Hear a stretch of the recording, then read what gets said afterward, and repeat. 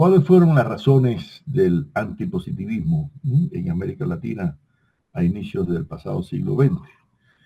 El tránsito de la historia del pensamiento filosófico en América Latina, ¿no? Sobre todo ya desde el final del siglo XIX, ¿no?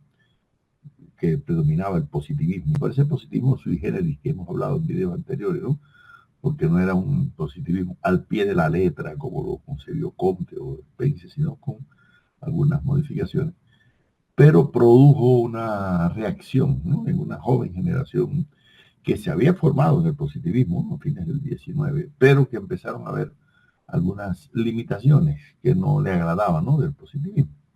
Claro, eso tiene que ver con, a nivel mundial, se estaba produciendo, no solamente en América Latina, un auge de corrientes de corte irracionalista, como el caso de Nietzsche, voluntarista, como el caso de Schopenhauer.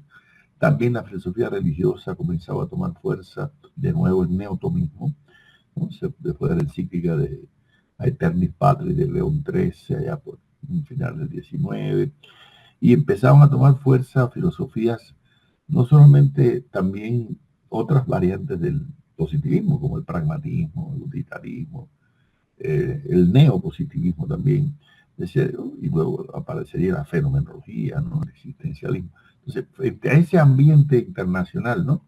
Es que hay una generación también de jóvenes filósofos que empiezan a tratar de reactivar la metafísica de nuevo, ¿no? A reactivar, sobre todo el vitalismo, dar una importancia a la vida no en el sentido biológico como lo entendía el positivismo, sino en el sentido espiritual, ¿no? Existencial, ¿no?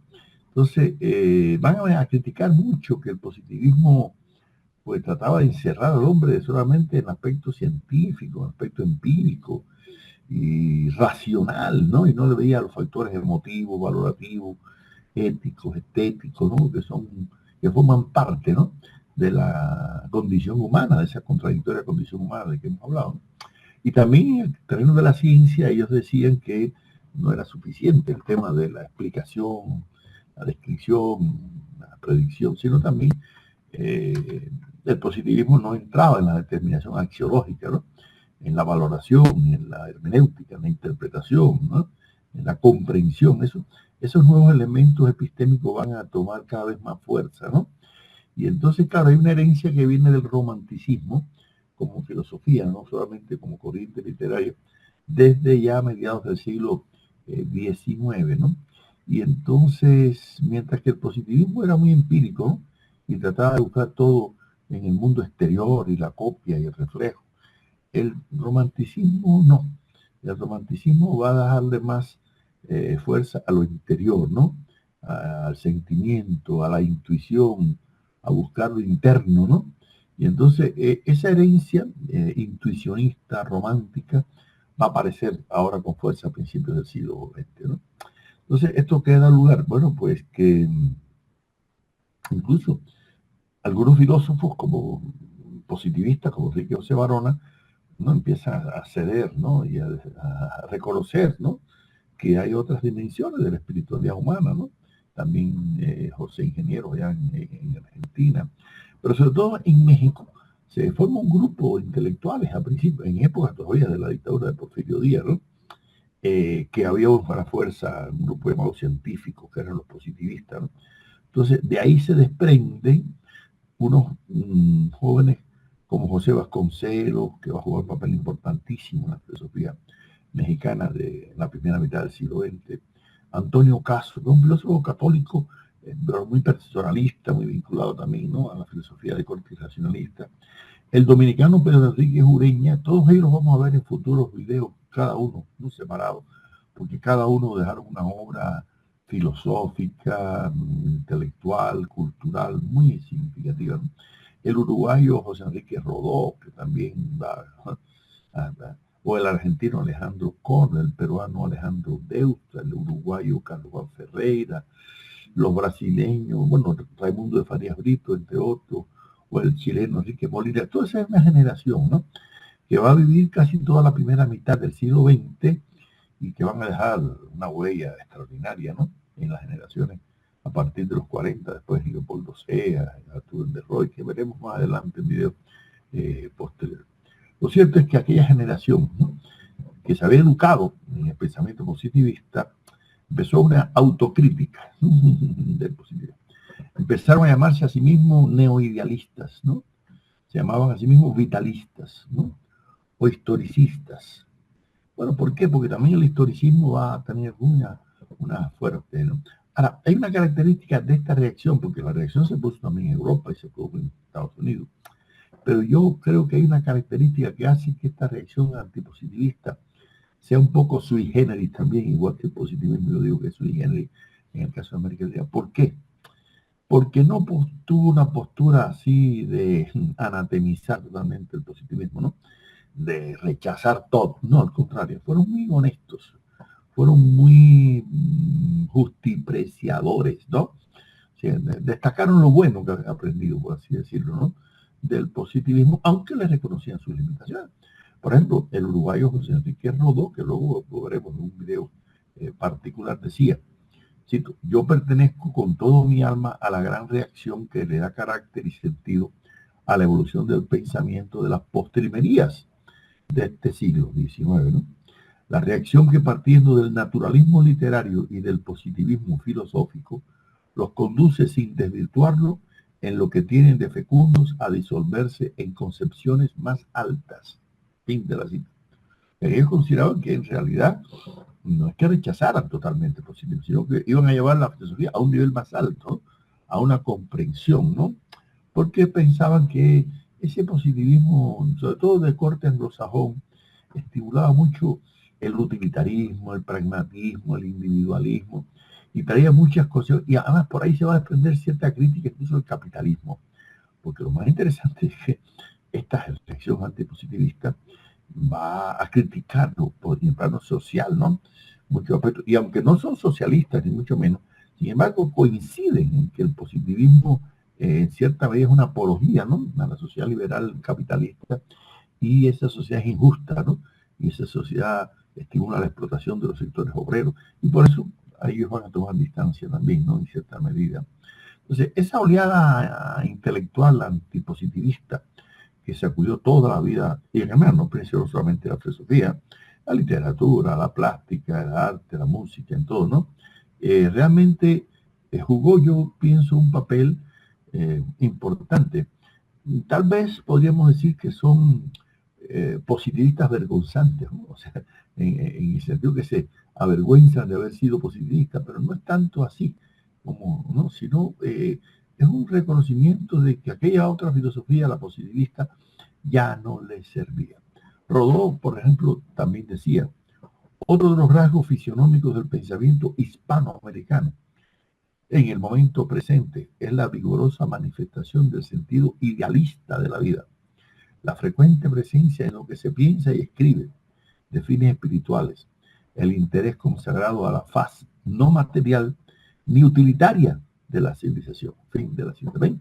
Una crítica a la faz material, a la clase, al utilitarismo, que es, ¿no?, pragmatista. Entonces, por eso es que esta generación positivista, antipositivista, no van a compartir, ¿no?, ese utilitarismo al estilo de John Stuart Mill, ¿no? Y se van a identificar más con Henri Bergson, filósofo vitalista francés, ¿no?, con Wilhelm Dilthey, ¿no?, y sobre todo también con el vitalismo de Nietzsche, o del filósofo español José Ortega y Gasset, ¿no? Porque ellos dicen que el positivismo había descuidado, ¿no?, esos elementos tan esenciales de la condición humana, ¿no? Es un análisis muy justo y preciador, a mi parece muy valioso. Rodó, escuchen lo que dice, haciendo un balance, ¿no?, de el positivismo y de la postura antipositivista. Cito: el positivismo, que es la piedra angular de nuestra formación intelectual, no es ya la cúpula que remata y corona. Y así como en la esfera de la especulación reivindicamos contra los muros insalvables de la indagación positivista la permanencia indómita, la sublime terquedad del anhelo que excita a la criatura humana a encararse en lo fundamental del misterio que le envuelve, así, en la esfera de la vida y en el criterio de sus actividades, Tendemos a restituir a las ideas como norma y objeto de los humanos propósitos muchos de los fueros de la soberanía que les arrebatara el desbordado empuje de la utilidad. Solo que nuestro idealismo no se parece al idealismo de nuestros abuelos, los espiritualistas y románticos de 1830, los revolucionarios y utopistas de 1848. Se interpone entre ambos caracteres de idealidad el positivismo de nuestros padres. Ninguna enérgica dirección del pensamiento pasa sin dilatarse de algún modo dentro de aquella que la sustituye. La iniciación positivista dejó en nosotros, para lo especulativo como para la práctica y la acción, su potente sentido de relatividad, la justa consideración de las realidades terrenas, la vigilancia o existencia del espíritu crítico, la desconfianza para las afirmaciones absolutas, el respeto de las condiciones de tiempo y lugar, y la cuidadosa adaptación de los medios a los fines, el reconocimiento del valor del hecho mínimo y del esfuerzo lento y paciente en cualquier género de obra, el desdén de la intención ilusa, el arrebato estéril de la vana anticipación. Somos los neoidealistas, o procuramos ser, como el nauta que yendo desplegadas las velas mar adentro, tiene confiado el timón a brazos firmes, y muy a mano la carta de variar, y a su gente muy disciplinada y sobre aviso contra los engaños de la onda. Fin de la cita. Como ustedes pueden ver en ese párrafo lleno de metáforas, pero también lleno de una justipreciación de los aportes que le dejó el positivismo, ¿no?, a aquella generación. O sea, es una idea importante que es ya metodológica para el estudio de las ideas, ¿no? No solamente filosóficas, políticas, jurídicas, todas. Ninguna corriente filosófica, ideológica, desaparece por completo, ¿no?, sino que la sustituye en cierta forma, carga con elementos del anterior.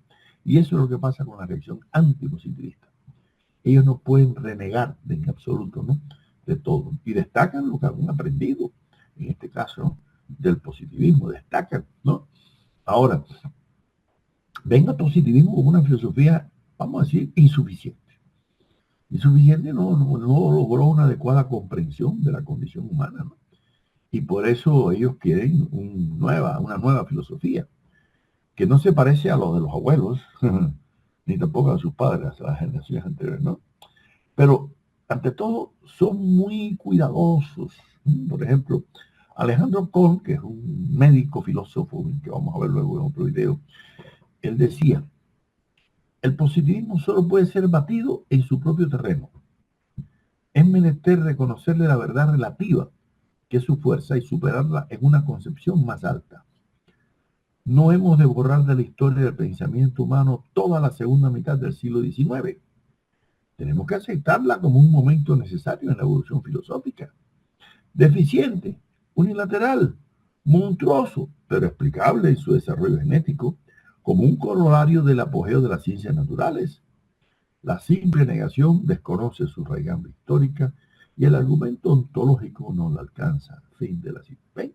Es un médico filósofo que fue un papel importante después en la filosofía argentina, que está diciendo, bueno, se justifica que a final del 19, con el auge de la biología, el positivismo tuviera, ¿no?, andando. Y por eso ellos van a rechazar, ¿no?, ese reduccionismo biologicista, social darwinista, por ejemplo, que ya hemos criticado en videos anteriores, ¿no?, en nuestro libro sobre para qué sirve la epistemología, ¿no?, a un profesor y a un investigador, ¿no?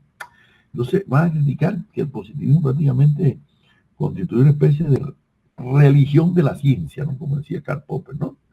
Una especie de nuevo culto desenfrenado a la ciencia, como que la ciencia lo puede todo, y no tomar en cuenta el valor del arte, de la literatura, que es lo que Martí va a rechazar, ¿no?, como vimos en videos anteriores, ¿no? El positivismo no puede explicar muchos fenómenos que son de la dimensión espiritual íntima del, ¿no?, ser humano, de la dimensión ética, de la dimensión estética, de la dimensión, ¿no?, axiológica. Y por eso se enfrentaron mucho al biologicismo exagerado, ¿no?, que prácticamente ponía al ser humano casi al mundo, a nivel del mundo animal, ¿no? Esa es la realidad, ¿no? Y además, muchos de ellos rescataron el tema religioso, el caso de Farias Brito ahí, ¿no? En Brasil, o de Antonio Caso en, en México, ¿no? De un catolicismo personalista y progresista, ¿no?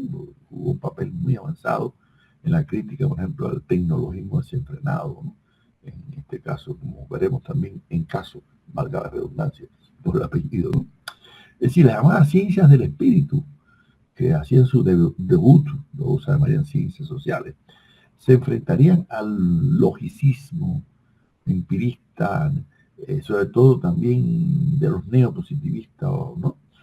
Ahora, el fermento estético va a jugar un papel importantísimo en toda la generación, ¿no? El tema de las emociones, el tema de la comprensión. Y eso da lugar a una nueva generación de filósofos, además que se van a profesionalizar, eso es cierto. La mayoría de ellos van a ser profesores de filosofía, algunos no, algunos van a ser, bueno, políticos, en el caso de Rodó, o médicos y luego profesores también. Pero eso llevó a Francisco Romero, un investigador argentino, a considerar que había comenzado la etapa de la normalización de la filosofía latinoamericana, ¿no? Yo no coincido mucho con eso, porque es desconocer todo lo anterior de la vida filosófica latinoamericana, ¿no? Y yo creo que sí es cierto que a partir de la primera mitad del siglo pasado, ¿no? Del siglo XX, sí, la filosofía alcanza cierta, ¿no? Ahora, hay algo que caracteriza también a esta eh, generación. ¿Cuál es? En ello influyó mucho José Martí, y sobre todo el texto ese Nuestra América. Y sobre todo, además, viendo la historia de América Latina y las intenciones de los Estados Unidos, ¿no? De hogar, ¿no? Las tierras americanas, ¿no? Y además, como hay una crítica al utilitarismo, al pragmatismo, hay una crítica también a la vida norteamericana, que ya vimos en Martín. Hay una crítica al imperialismo, ¿no? Y hay una crítica a lo que Rodó va a llamar la nordomanía. Pensar que todo lo bueno viene del norte y que por lo tanto no hay que mirar hacia el sur, como hace Telesur, que invierte, ¿no? el, el mapa de América del Sur, no. Y por eso van a rescatar mucho la cultura latinoamericana. La cultura indoamericana, incluso lo va a llamar así, Indoamérica, lo va a llamar Vasconcelos, se va a mover de fuera, ¿no? Y le va a dar mucha fuerza a rescatar los valores de los pueblos originarios, de la literatura latinoamericana, del arte, del pensamiento político, a reivindicar también las ideas de los próceres de la independencia, de San Martín, de Bolívar, de O'Higgins, ¿no? Y por supuesto de Martín, ¿no? Y eso va a influir mucho en una generación que luego va a aparecer en los años 40, 50, que veremos en videos más adelante, sobre todo Leopoldo Sea, ¿no? El mexicano que va a dar un impulso extraordinario al estudio de la filosofía en América Latina, o el argentino Arturo Andrés Roy, el uruguayo Arturo Ardao, Guillermo Francovich en Bolivia, nuestro Bernardo Vitier en Cuba, que bajo la influencia del español José Gaos, de los emigrantes estos que llegaron, transterrados, como llamaron ellos, a la caída de la República Española, van a impulsar el estudio de la cultura filosófica latinoamericana, ¿no? Entonces, yo digo que si tal vez la generación positivista anterior no le preocupaba mucho si hacían filosofía latinoamericana, ni Barbona, ni Andrés Bello, ninguno de los que vimos anteriormente, ¿no? Ahora sí, ellos hacían filosofía y se suponía que estaban haciendo desde América Latina, ¿no? Pero el tema ese de rescatar una filosofía latinoamericana no va a tener tanta fuerza el debate como va a empezar a tener ya en la generación antipositivista, porque esta generación reivindica mucho la herencia cultural, filosófica, nacional, particular, ¿no? de América Latina, ¿no? ¿Y eso qué quiere esto decir? Bueno, pues que va a jugar un papel protagónico, ¿no? La reacción antipositivista. Se va a unir también a movimientos intelectuales como por ejemplo el muralismo mexicano. José Vasconcelos, que fue ministro de Educación en México, va a apoyar mucho a los muralistas, ¿no? Diego Rivera, Alfaro, Siqueiros, todo aquello, ¿no? En la época también, en los años 20, que va a aparecer la poesía afroamericana, ¿no? Nuestro Nicolás Guillén, o indoamericana. Recuerden que bueno, viene luego marxismo de José Carlos Mariátegui, que estudiaremos luego también con la evolución de las ideas marxistas, pero vinculada, ¿no?, a la terrenalidad latinoamericana. Entonces, todo eso influye mucho en que esta generación antipositivista realmente destaque mucho los valores de la cultura y del pensamiento filosófico, político, jurídico, ¿no?, literario, de la cultura latinoamericana, y lo enfrenten, ¿no?, ¿a qué? A el positivismo anglosajón, a la filosofía incluso de Sarmiento, por ejemplo, aquella que vimos ya, o de otros pensadores. No es casualidad que Rodó, por ejemplo, le haya dedicado un libro a José Martí, otro libro a Bolívar, otro libro al ecuatoriano Juan Montalvo. ¿Qué quiere esto decir? Que estaban tratando de rescatar, ¿no?, las figuras políticas, intelectuales más importantes, ¿no? Y una preocupación por lo propio, por lo endógeno, por el contexto latinoamericano, por los componentes ideológicos, ¿no?, que valoren la cultura y que lo separen, ¿no?, del pragmatismo, del espiritualismo, del positivismo lógico, de filosofías como la fenomenología. Por otra razón, ¿cuál? Y ahí hay un pequeño problema. Y es que esta generación, no todos, pero sí algunos, van a subestimar mucho el papel de las abstracciones, ¿no?, de los conceptos. ¿Por qué? Porque le van a dar más importancia a la intuición estética, ¿no? En el caso, por ejemplo, de Vasconcelos, ¿no? Con su llamado monismo estético, que es su filosofía, como él llama, ¿no? Vasconcelos dirá, cito, la facultad sintetizadora por excelencia es la emoción, y solo en la emoción puede fundarse un conocimiento trascendental. En ella reposaría todo mi sistema, dado el postulado general e inicial de mi tesis, el postulado de la existencia como tal, se advierte fácilmente que, desde luego, adquiere mayor fuerza de convicción en mi teoría de la emoción que la razón. O sea, le dan más, fin de la cita, le dan más importancia a la emoción, tal vez reivindicando, ¿no?, aquello de que en la filosofía griega el tema de la sorpresa, ¿no?, de la admiración, jugaba un papel, ¿no es así? Del asombro, ¿no? Esos elementos emotivos que existen en cualquier actividad humana, ¿no? Pero realmente Vasconcelos incluso dice, cito, a causa de que la emoción abarca más que a la inteligencia, urge asignarle un sitio de honor como instrumento de conocimiento. O sea, la emoción, un instrumento de conocimiento. Esto ya es un poco controvertido, ¿no? Y es controvertido porque implica no darle justa medida, ¿no?, a la racionalidad humana en el proceso epistémico de construcción de la realidad. O sea que se le fue un poquito a la mano, ¿no?, la crítica al empirismo y la crítica al positivismo, porque va a destacar demasiado, hiperbolizar, ¿no?, el lado emotivo, el lado afectivo, el lado volitivo, el lado estético, etc. Según Vasconcelos, y vuelvo a citar, en el nuevo mundo, la cultura debe ser de tipo formativo y creador, más atenta a construir el futuro que a historiar y analizar el pasado. Pero como es indispensable algún punto de apoyo, conviene evitar el error de las últimas décadas que ha consistido en estar removiendo y cambiando cimientos. En filosofía, por ejemplo, pasamos del catolicismo a la ilustración y de esta al positivismo. Y enseguida, para librarnos de este, saltamos a una maraña neoidealista germánica, como si fuese legítimo prescindir de la etapa de la experiencia científica empírica. Fin de la cita. Aquí está criticando que, bueno, el auge de ciertas filosofías de corte neocantiano, no neohegeliano, ¿no? Que Vasconcelos va a rechazar, ¿no? Y entonces, ¿esto qué quiere decir? Que no van a estar muy de acuerdo, ¿no?, con esas nuevas formas de idealismo. Ellos plantean no idealismo racionalista, sino un idealismo irracionalista, ¿no? José Ingeniero, que ya era un hombre positivista bien estructurado, le rindió homenaje a Vasconcelos y decía, voy a citarlo, comprendiendo que las fuerzas morales son palancas poderosas en el devenir social, esa generación ha tenido ideales y los ha sobrepuesto a los apetitos de la generación anterior, afirmando un idealismo social al que convergen un tanto confusamente varias corrientes filosóficas y literarias. Ese noble idealismo, felizmente impreciso, como toda ideología de transición, compensa con su mucha utilidad filosófica de sus aspectos afirmativos. No quiere ser una vuelta al pasado lejano y por eso huye del neoescolasticismo, pero también quiere atarse al paso inmediato y por eso desea superar el ciclo del positivismo. Fin de la cita.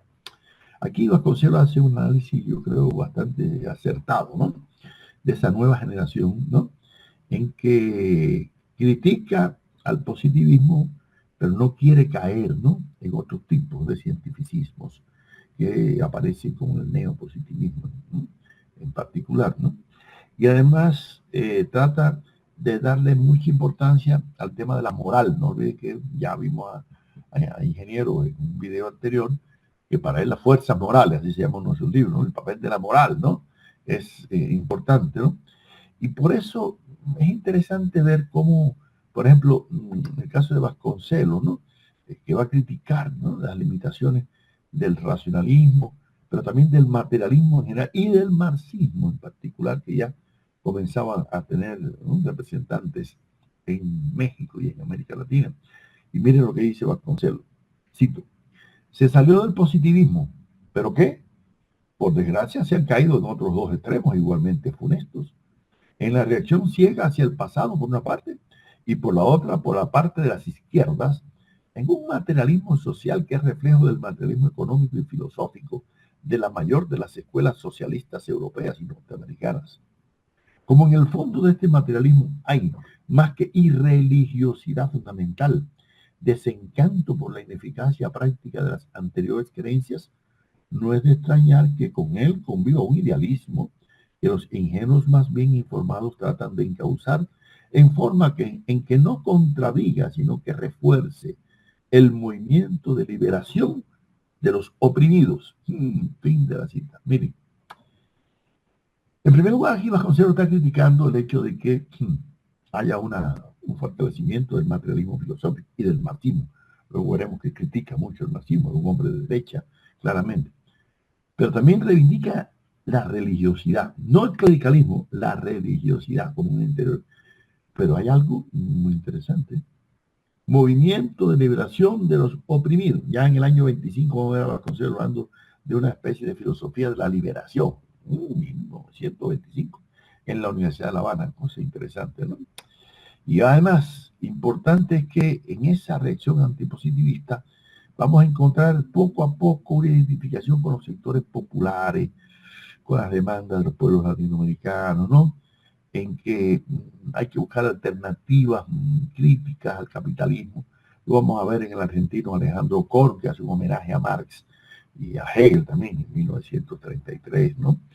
O en el caso de Pedro Enrique Ureña, que lo vamos a ver también, ¿no? En una crítica abierta a la sociedad norteamericana. Dice este dominicano que se estableció en México y jugó un papel importantísimo en la cultura latinoamericana, es una historia de la cultura latinoamericana, ¿no? Decía Vasconcelos, perdón, Enrique Ureña. Todas las enormes desigualdades e incongruencias de la vida contemporánea son productos de ideas y prácticas erróneas con que el hombre ha falseado las leyes naturales. El capital, el dinero mismo, la propiedad, tales como se conciben hoy, todo el sistema económico, en fin, es nocivo al desarrollo efectivo y completo del organismo social y por consecuencia de cada organismo individual. Los males reinantes, el pauperismo, la miseria fisiológica y las enfermedades, la degeneración física y psíquica están tan extendidos que requieren un tratamiento rápido y certero. Una crítica, una crítica extraordinaria, ¿no? A todo, ¿no? Y además Pedro Enrique Ureña va a coincidir incluso con Engels, ¿no? De que la clase obrera es el portador de la riqueza y que es la explotada, ¿no? Y en ese va a coincidir con ideas socialistas utópicas, incluso el tema de la utopía va a reverdecer mucho en esa generación, ¿no? Antipositivista. Pero por último, quiero destacar para concluir que algo que va a caracterizar a estos intelectuales antipositivistas es que no fueron filósofos de gabinete, Todos tuvieron una praxis política, social, de compromiso militante. Fueron intelectuales orgánicos que se vincularon a sus países, que apoyaron la Revolución Mexicana, que apoyaron las luchas de Sandino, que apoyaron las luchas de los pueblos, ¿no? De la lucha contra el fascismo, que se opusieron, lógicamente, al imperialismo norteamericano con sus intervenciones, ¿no?